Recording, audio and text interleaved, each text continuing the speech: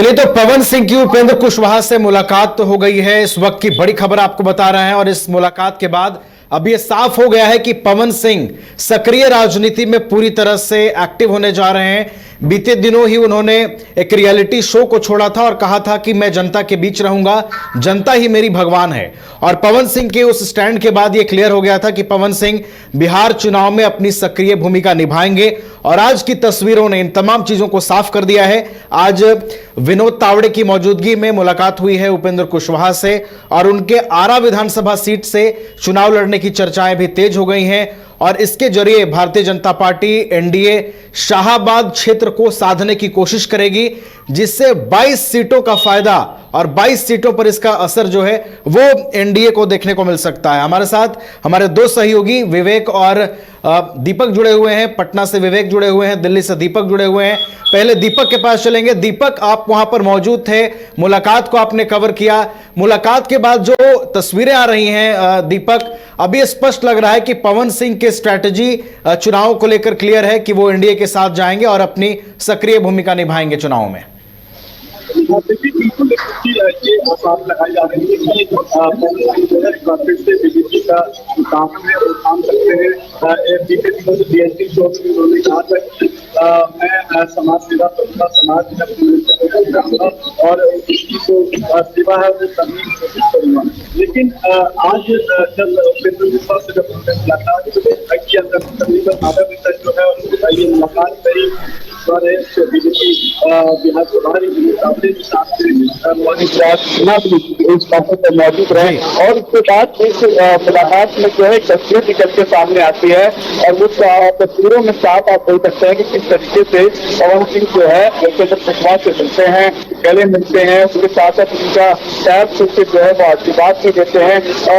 ये जो फोटो निकल के सामने आती है नबी, अपने आप में बड़ी बात है क्योंकि जिस तरीके से दोनों नेताओं के बीच में जो रिश्तों में जो खटास रही थी उसको कहीं ना कहीं दूर करने की कोशिश जो है वो ये भारतीय जनता पार्टी ने किया है। और यही कारण रहा है कि आज उपेंद्र कुशवाहा के आवाज से जो है ये बैठक रही, आधा घंटा ये बैठक चली, कई तरह की चीजों पर चर्चा हुई। लेकिन उसके बाद जैसे ही विनोद तावड़े जब बाहर निकलते हैं तो उनका एक बयान आता है। विनोद तावड़े ने कहा कि पवन सिंह बीजेपी में ही है और बीजेपी में ही रहेंगे और एक कार्यकर्ता के तौर पर जो है वो काम करेंगे ताकि जो हमारे सोचते हैं कि शाहबाद और मगध ये दो जो इलाके हैं उनको साधने की कोशिश जो है वो एनडीए करेगी। और पवन सिंह जब कार्यकर्ता के तौर पर काम करते हैं तो आप यकीन मानिए करीबन 22 सीटों का जो फर्क है, 22 सीटों का जो है पकड़ जो है एनडीए इस बार पूरी मजबूत कर सकती है। और ऐसे कार्यकर्ता अगर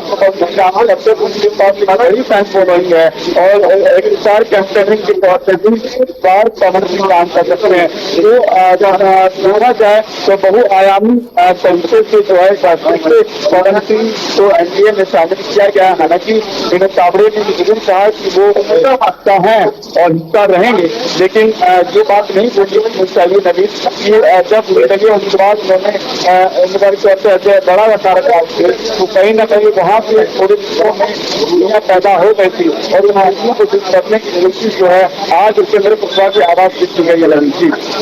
चलिए, तो इस मुलाकात के मायने अब स्पष्ट लग रहे हैं कि बीजेपी में रहेंगे और बीजेपी में हैं। विनोद तावड़े ने भी इसे स्पष्ट किया और पवन सिंह बीजेपी के लिए काम करते रहेंगे, ये बातें भी उन्होंने कही है।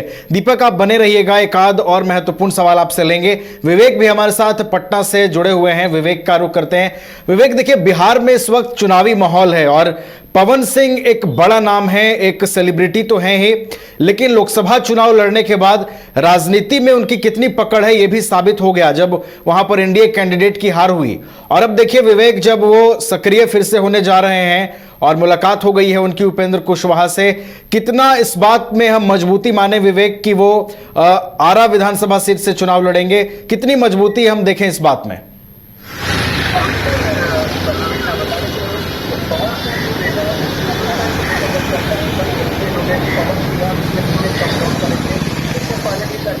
बिल्कुल नवीन, बता दें कि पवन सिंह को लेकर, इस विषय को लेकर जब चर्चाएं कल से ही तेज हो गई कि पवन सिंह बीजेपी में कम डाउन करेंगे। इससे पहले भी चर्चाएं हो रही थी कि पवन सिंह जो है वो बीजेपी से या फिर जो है कोई पार्टी से चुनाव लड़ने वाले हैं, लेकिन अब सब कुछ क्लियर हो गया कि अब वो बीजेपी के साथ और एनडीए के साथ फोल्डर में रखकर वह काम करेंगे। और आरा से लेकर जो चर्चाएं चल रही कि आरा से वो चुनाव लड़ेंगे। आज उन्होंने उपेंद्र कुशवाहा से मुलाकात की, कल उन्होंने जो है विनोद तावड़े और साथ ही साथ जो ऋतुराज सिन्हा है वो सब प्रभारी हैं उस क्षेत्र का, शाहाबाद क्षेत्र का, तो उनसे मुलाकात किया। उसके बाद जो आज उपेंद्र कुशवाहा से मुलाकात करने के बाद जो गिले शिकवे हैं 2024 के जो लोकसभा चुनाव को लेकर जो गिले शिकवे हैं, उन गिले शिकवों को दूर करने के लिए मुलाकात कहा जा सकता है। क्योंकि अगर काराकाट में अगर कोई भी फैक्टर काम किया उपेंद्र कुशवाहा को हराने के लिए तो वह है पवन सिंह। पवन सिंह ही ने जो है उपेंद्र कुशवाहा को हराने का काम किया।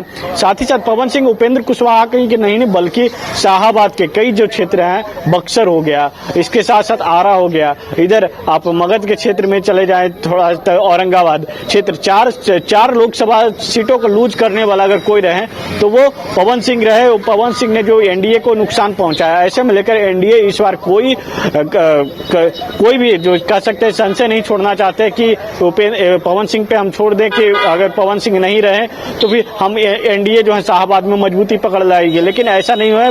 तो एनडीए के अगर मजबूती पकड़ है शाहाबाद क्षेत्र में तो उपेंद्र कुशवाहा के बदौलत, और इसके साथ ही साथ जो कुशवाहा की समीकरण है उस क्षेत्र में काफी संख्या में कुशवाहा, जिसकी वजह से वहां के देखा आपने कि 2024 के लोकसभा चुनाव में वहां से राजा राम सिंह कुशवाहा थे जो भाकपा माले के कैंडिडेट थे, वो चुनाव जीत गए। ऐसे में दो कुशवाहा में वोट डाइवर्ट हो गया और इसके वजह से जो और एक तरफ जो राजपूत की जो वोट थी और राजपूत का वोट पवन सिंह को पड़ गया, जिसके वजह से जो है तीसरा फोल्डर जो है वहां से निकल गया। और ऐसे में इस बार जो चुनाव होने वाला है 22 सीट जो शाहाबाद क्षेत्रों में कहा जाता है मजबूती है एनडीए की पकड़ को लेकर। हाल ही में देखा प्रधानमंत्री नरेंद्र मोदी ने विक्रमगंज में सभा की, उसके साथ साथ अमित शाह भी वहां पर गए हुए थे शाहाबाद के क्षेत्र में, लोगों से कार्यकर्ताओं से फीडबैक लिया और उसके बाद जो है अब पवन सिंह को लेकर जो चर्चाएं तेज हो गई। पवन सिंह अब जो है एनडीए के साथ रहकर काम करेंगे। वही एक रियलिटी शो था, वो रियलिटी शो को छोड़कर उन्होंने कहा कि अब हमको जनता, बिहार की जनता बुला रही है और बिहार की जनता के बीच में हम जा रहे हैं। तो ऐसे में कह सकते हैं कि चुनाव से पहले और फिर से एनडीए जो है पुराने जो कुनबे है उसको मजबूत करने में लगी हुई है, पुराने लोगों को अपने साथ लाने के लिए लगी हुई। लेकिन देखना होगा कि पवन सिंह को लाने के बाद कितनी मजबूती मिलती है एनडीए को। जी नवीन, चलिए, तो तस्वीरों ने साफ कर दिया है कि पवन सिंह एक बार फिर से सक्रिय राजनीति में आ रहे हैं और एनडीए इसका जो लाभ है वो उठाना चाहेगी। दीपक के पास वापस चलेंगे, एक महत्वपूर्ण सवाल दीपक से लेंगे। दीपक, देखिए एनडीए तमाम अपनी रणनीतियों पर काम कर रही है और देखिए पवन सिंह को फिर से साथ लाना और पवन सिंह से शाहाबाद क्षेत्र को साधना, यह भी एक बड़ी रणनीति है दीपक। और शाहाबाद क्षेत्र के अंदर 22 विधानसभा सीटें आती हैं जहां पर इसका फोकस होगा और जहां पर इसका व्यापक असर भी दिखेगा। तो क्या दीपक ये माना जाए कि उपेंद्र कुशवाहा, विनोद तावड़े और पवन सिंह की इस मुलाकात ने शाहाबाद का समीकरण फिट कर दिया है? बिहार के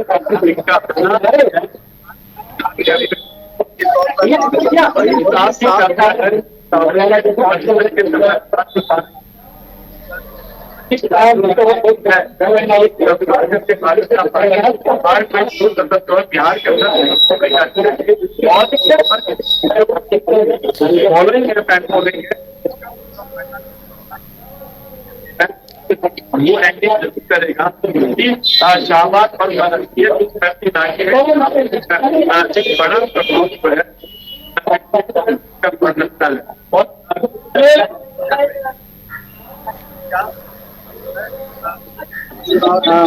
बड़ा चुनाव लड़ेंगे।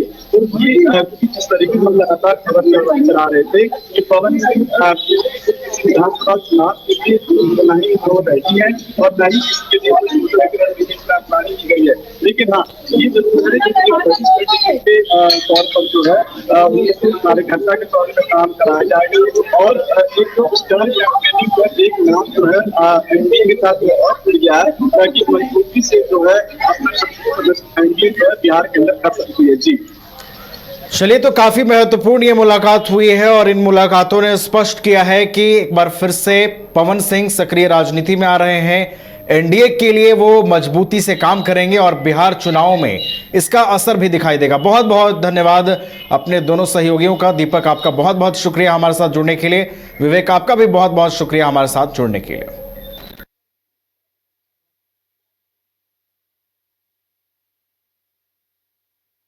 चलिए, तो इस मुलाकात के बाद अब स्पष्ट हो गया है कि पवन सिंह बीजेपी के लिए काम करते रहेंगे और बीजेपी के जो बिहार प्रभारी हैं विनोद तावड़े, उन्होंने भी स्पष्ट किया है कि पवन सिंह बीजेपी के लिए काम करेंगे। सुनवाते हैं उनकी प्रतिक्रिया आपको, जो मुलाकात के बाद आई है। पवन जी बीजेपी में है, बीजेपी में रहेंगे।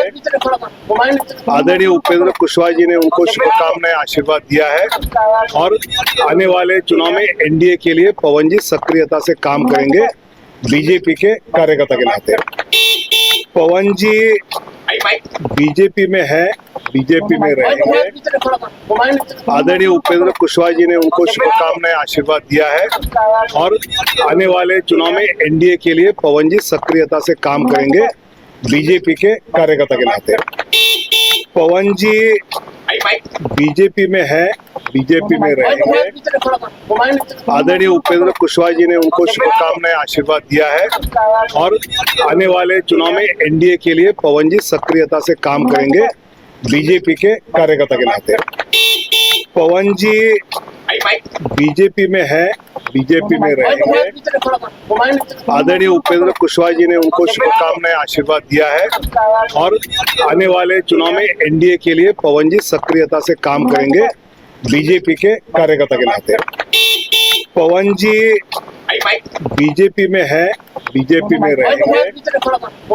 आदरणीय उपेंद्र कुशवाहा जी ने उनको शुभकामनाएं, आशीर्वाद दिया है और गोल जहां 27 वर्षों के सफर में 17,000 से भी अधिक छात्रों ने डॉक्टर एवं इंजीनियर बनकर भरे सफलता की ऊंची उड़ान, जहां साधारण छात्र भी असाधारण सफलता प्राप्त कर बना रहे इतिहास। दूरदर्शी शिक्षाविद श्री विपिन सिंह के मार्गदर्शन में मेडिकल एवं इंजीनियरिंग के लाखों छात्रों के लिए आशा की किरण के रूप में गोल्ड रिजल्ट फैक्ट्री। शहर की भीड़ से बोर हो गए हो? तो चलिए आज नए वाइब में आपको लेके चलते हैं, जिसका नाम है वैदिक विलेज। एम्स पटना से 10 मिनट की दूरी पर नौबतपुर में स्थित ये सोसाइटी सिर्फ आपके लिए है। यहाँ पे मेन रोड 30 फीट की है, रिंग रोड 24 फीट की है और ब्रांच रोड 20 फीट की है। यहाँ मिलेगा आपको स्विमिंग पूल, जॉगिंग ट्रैक, मंदिर और 24/7 सिक्योरिटी कैमरा जैसी बेसिक एमिनिटीज। शांति और सुकून से भरा प्लॉट चाहिए तो सोचना बंद करो, अभी कॉल करो नीचे दिए हुए नंबर पे।